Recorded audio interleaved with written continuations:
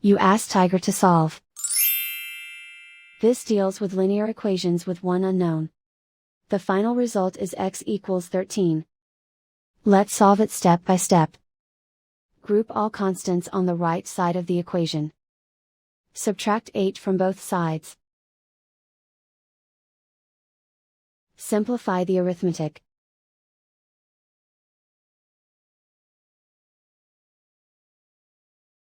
Isolate the x.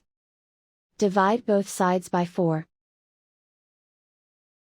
Simplify the fraction. Find the greatest common factor of the numerator and denominator. Factor out and cancel the greatest common factor.